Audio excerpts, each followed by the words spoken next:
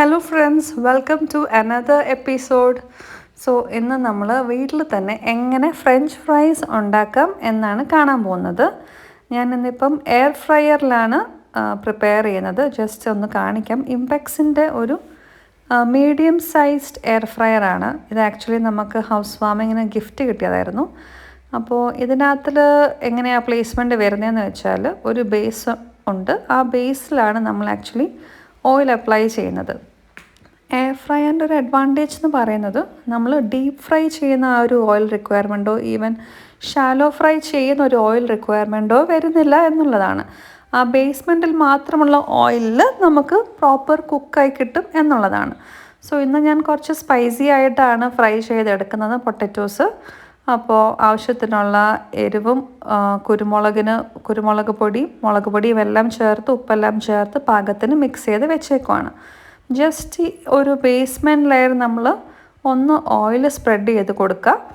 അതിലേക്കാണ് നമ്മൾ ഇനി ഇത് സ്പ്രെഡ് ഔട്ട് ചെയ്യുന്നത്. പൊട്ടറ്റോസ് സെപ്പറേറ്റായിട്ട് മാക്സിമം വെക്കാൻ നോക്കുക, സോ ദാറ്റ് കുക്കിംഗ് പ്രോപ്പറായിട്ട് ഈവനായിട്ട് കിട്ടും.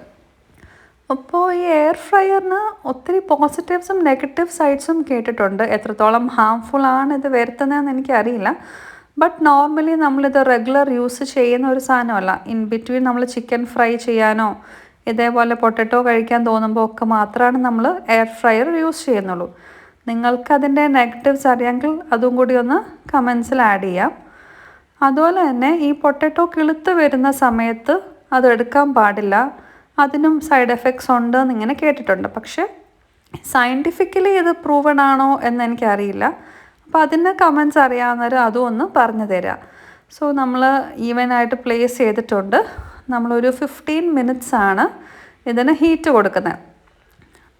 200 degree സെൽഷ്യസിൽ വേണം ഹീറ്റ്. നമുക്കത് ഓൺ ടോപ്പ് നമുക്കത് സെറ്റ് ചെയ്യാൻ പറ്റും. ടൈമിംഗ് ഒക്കെ പ്രീ ഹീറ്റ് ചെയ്തിട്ട് വെക്കുവാണെങ്കിൽ അത്രയും നല്ലതായിരിക്കും. നമ്മൾക്ക് ഈ ഒരു സ്പേസ് ഓപ്പണിംഗ് ആയിട്ട് ഗ്ലാസ് ഉള്ളതുകൊണ്ട് ഏകദേശം എത്ര പരുവമായി എന്നൊരു ഐഡിയ നമുക്ക് കിട്ടും. നോർമലി ഫ്രഞ്ച് ഫ്രൈസിനൊക്കെ ഒരു 15 minutesൻ്റെ റിക്വയർമെൻറ്റേ വരുന്നുള്ളൂ. അഥവാ ആയിട്ടില്ല എന്നുണ്ടെങ്കിൽ നമുക്ക് ഇൻ ബിറ്റ്വീൻ ഓപ്പൺ ചെയ്തിട്ട് സാധനം തിരിച്ചിട്ട ശേഷം നമുക്ക് കുക്ക് ചെയ്യാനുള്ള ഓപ്ഷനും എയർ ഫ്രയറിൽ അവൈലബിൾ ആണ്. സോ നമുക്കിപ്പോൾ ഓൾമോസ്റ്റ് ഡൺ ആണ്. 15 minutes കുക്കിംഗ് ആയിട്ടുണ്ട്. നമുക്കൊന്ന് ഓപ്പൺ ചെയ്ത് നോക്കാം.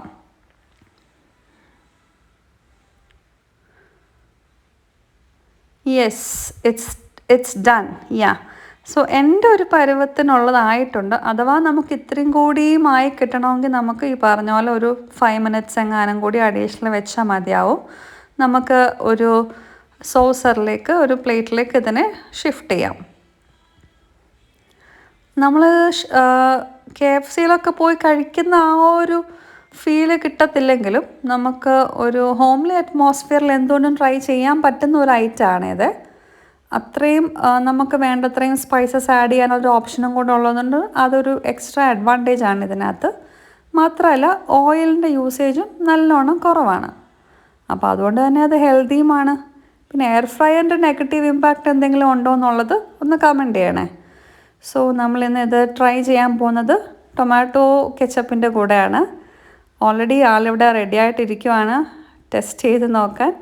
ഇപ്പോൾ എക്സ്പ്രഷനിൽ നിന്ന് അറിയാൻ പറ്റും എങ്ങനെയുണ്ടെന്ന്.